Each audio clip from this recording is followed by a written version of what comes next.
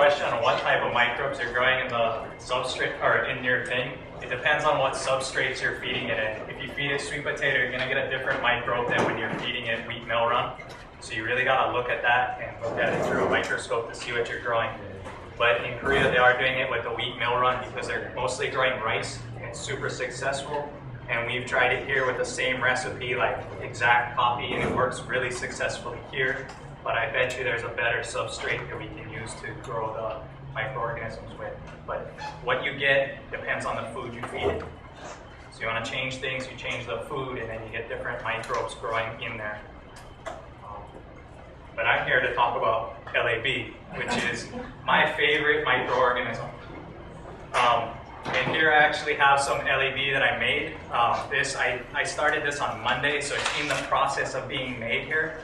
But if you're familiar with the classic curds and whey, you know, Miss Tuffet sat on a muffin thing, you know, right? She ate curds and whey, and this is what she was making. That if you take raw milk, it's already inoculated with lactobacillus, and you leave it out, it will naturally turn into curds and whey. But if you take pasteurized milk and you leave it out, it gets rancid, yeah? And it's because that lactobacillus, which is changing it into this curds and whey, has been killed off. This is commercial milk here, but I've re-inoculated it. And I'm going to show you with this little presentation on how I take just average commercial milk and make some of the best serum on earth. So, my name is Drake, born in 1985 on this beautiful island, and been farming for a while. My dad started planting Hawaii fruit tree nursery back in the day. I've been learning about natural farming since about 2008. And so one of the first things you need to know about natural farming and about when you start working with microbes is what is nature telling us? And your human nose is a really good indicator of whether you have good microbes or bad microbes in your system. And what I mean by bad microbes is typically anaerobic microbes. So microbes growing without oxygen. If they're in that environment, it tends to get really gnarly really fast, and they make these toxic chemicals that are really hard to break down. So when your nose is telling you this stinks, it's telling you to get away because it's a compromised immune system and something you're not supposed to be around. You're going to get pathogens if you're in a stinky area. Also, if you see plenty of flies around, flies are feeding on E. coli. Like, you know, if an animal makes poo, it's the fly's not eating the poo, it's eating the E. coli that are growing on that poo. So it eats that and then it flies on you, and it just brought that E. coli from there onto your arm, and now it's going everywhere. So if you have flies, it's an indicator again that you have pathogenic microbes. So why use lab, which lactic acid bacteria?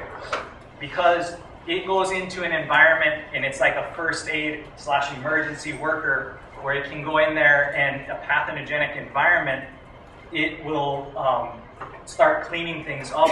It primarily restores aerobicity, which I don't even know if that's a word, but it really makes it brings the oxygen back to the system so that the good microbes can then start dealing with these toxins. And as they start dealing with the toxins, that then restores your immune system, allows more diverse microbes to come in and start populating an area. It also is very effective at decomposing animal waste.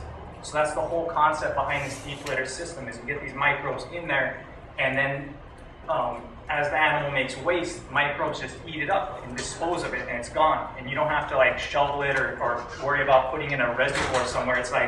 It's just naturally going away. Also, LAB is in your gut. All of you actually have LAB in your gut right now. And it helps you to digest things. If you ever get upset stomach, you can take a little bit of LAB and it will settle your stomach, especially if you're lactose intolerant. If you take this, it will, just like it turned this into curds and whey, instead of getting rancid in your stomach, it will turn it into nice things that your body can process. So it helps you to digest things better. It also helps to restore teeth and bone structure in animals by adding it to their feed. It can clean and sanitize your equipment, where if you have something that is completely like sterile, where there's nothing on it, it's a great environment for nasty things to grow on. So instead of cleaning it, you clean it, you sterilize it, and then you re-inoculate it with this LAB, it will then cover the surface so that nasty microbes can't get there. So you're taking care of, like your shovels, you can put it in LAB after, and then you're not going to be transferring pathogens from one area to another. It's also great for preserving feed and enhancing feed, and this is a primary thing of fermentation. Anytime you hear kimchi or sauerkraut or any of those, the microbe that's preserving that food over the long term is this LAB. So if you want to do a silage or some type of thing to preserve your food or to enhance your food, you can inoculate it with this LAB, and it really helps. EM1, which is, right now it's commercially approved to use in organic systems. I'm not sure about feeding animals with it, but I know for commercial systems this is approved. One of the main components of EM1 is lactic acid bacteria. It's one part of that, and then it's an anaerobic mix of some other bacteria and fungus, which are yeast. So it's not necessarily the best because it's anaerobic, but it's a great starting point, and it's a great way to kind of get the IMO that Sherry just talked about in, is this EM, which contains lacto. Master Cho's lab is different from the LAB that you would get in EM1 in that it's a very broad family of lacto, that there's not just one, there's many in a family.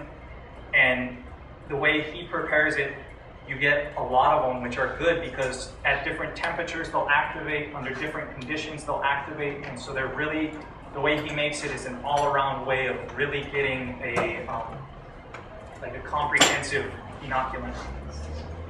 It can be shelf stable at room temperature, so it's easy for people to store on a farm who don't have access to electricity. It really promotes a strong immune system, and lacto is very friendly to mammals. It lives on lactose, which is in milk, and so because we're mammals, it's really compatible with us. It loves milk, we love it. And so here's how I make this stuff. Is in this jar here, I took rice wash water, which I don't know, you can demonstrate here. I got photos and things. But the basic idea is that what you want to start with is a carbohydrate.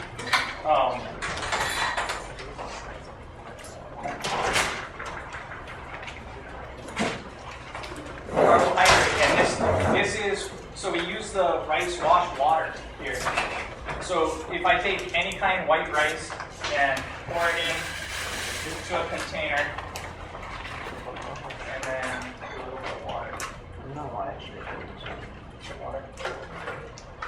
And you rinse it with water, just like you're washing your rice before you cook it, right? And that first pour off, you'll see here, is I'll get this really cloudy liquid. It's basically a starch liquid. And I put that into this pint jar here, which I'm only making a gallon at a time, so this pint jar is enough for me. Cool. So yeah, so I put the rice in, and then I'm just going to kind of stir it around just to get the starch into the water. And probably a filter of some sort, but because you don't want too much rice kernels in there, it might mess it up.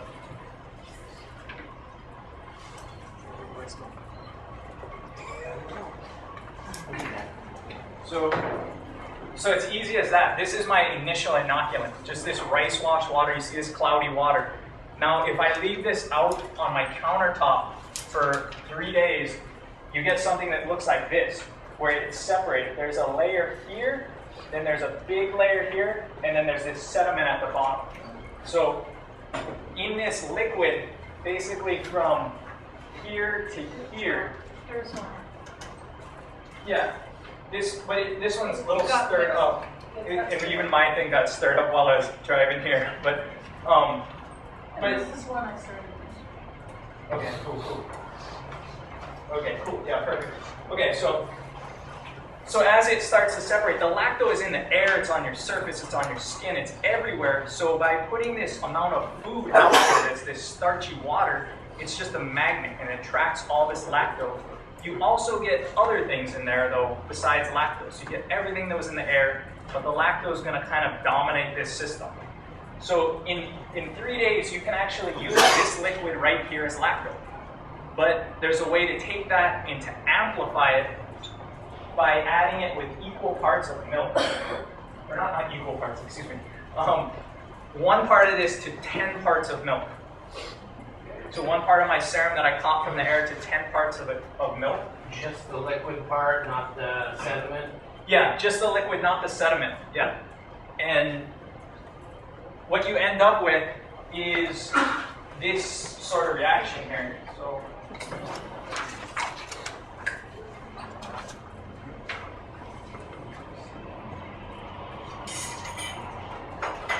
So what I do with a jar is, Sherry mentioned that 2/3. 2/3 is always when you're growing life and you want it to be good, you should respect that 2/3 ratio. So I'm going to fill this jar here, which is a 1/2 gallon,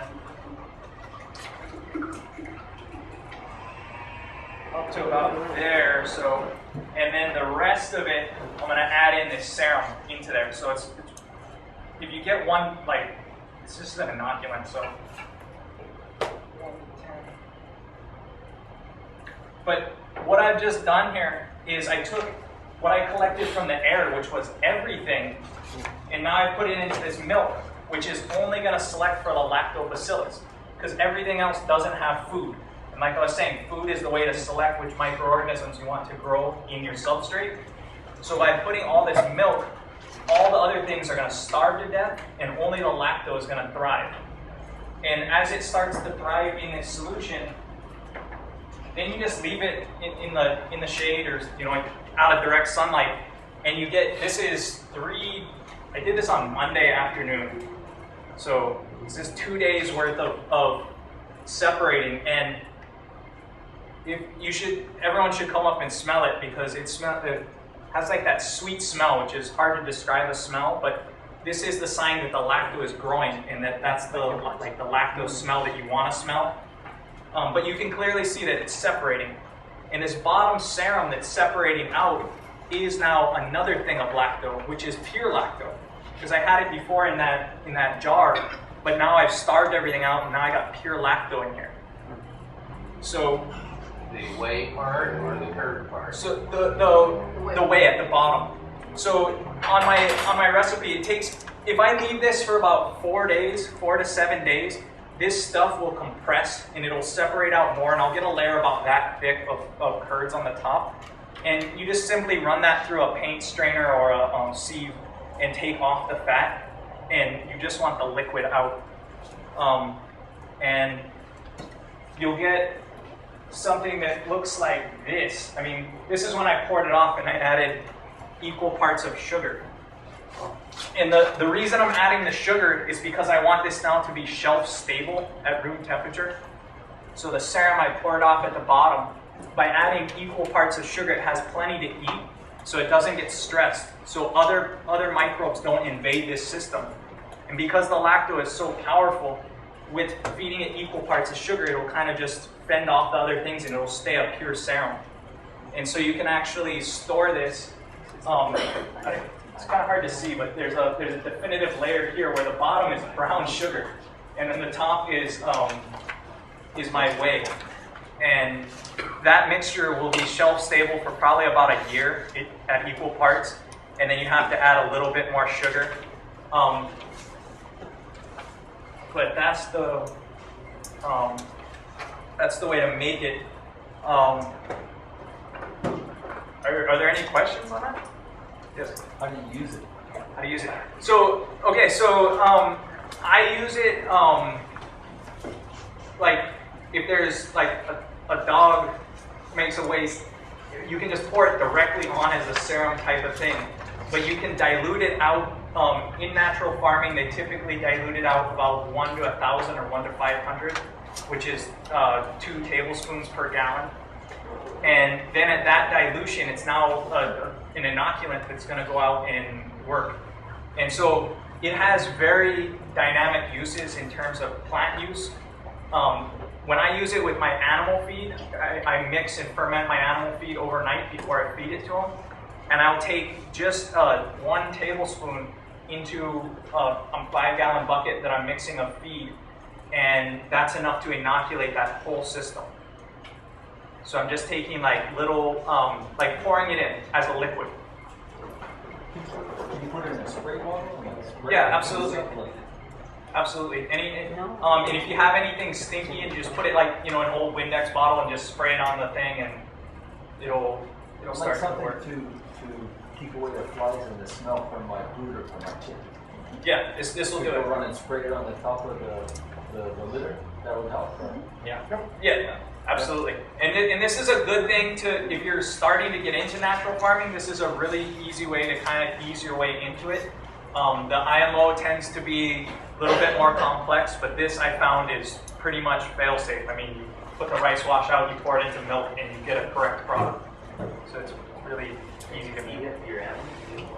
Yeah, I even drink it a lot, actually. But that's the beauty of natural farming. Everything you make, you can consume. It's edible, and in fact, if you can't consume it, what are you doing feeding it to your animal? Feeding it to the animals so that the waste comes out. No, I'm feeding it to the animal because I want to enhance their feed. By putting it in their feed overnight, it's starting to break down and digest those enzymes and everything in the feed. So when my animal eats it, it's able to get way more nutrition out of that same feed. What kind of feed are you talking about? The natural farming feed, I mix 1/3 fruit, 1/3 grains, and azola and greens for the rest third. And I put IMO in it too. Okay. Yeah. Have you ever heard of anyone using it on other waste, like slop that is normally waste? Yeah. It'll clean up and sanitize a lot of things. They've done experiments where they've intentionally inoculated with E. coli and then come in with LAB, and the results are like they can't find it anymore. So it eats up pathogens. You need to mix it with the sugar if you use it right away. No. You can store it. And what happens if you use real milk? If you use real milk, you don't have to do that first inoculation step, although that first inoculation step gets you your broad family, so it's still, you follow this same recipe basically. If you use whole milk, you can just separate it and use the whey Yeah, without the rice. yeah, you can. You're using the rice because it's pasteurized for milk. Yes. What do you do with the curds? That seems like a really good protein. I feed it to my dog. There you go. Yeah. I mean, it seems such a waste. It seems like there's so much nutrients in there too. Oh, absolutely. No, it's a whole nother feed. Yeah. Yeah, my dog loves it. She's like, yeah, you're making lab again. I feed whole milk to the pig because they don't really get worms if you're keep them the baby pigs with milk. Yeah, the worms that are microorganisms too, and this helps to create the environment so that whatever the worm is eating isn't there. So it helps, on that level.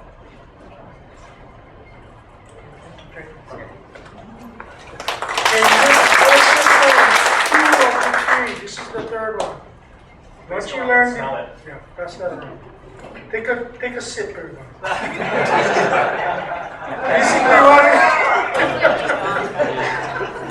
Basically, you learned 2 of the 3.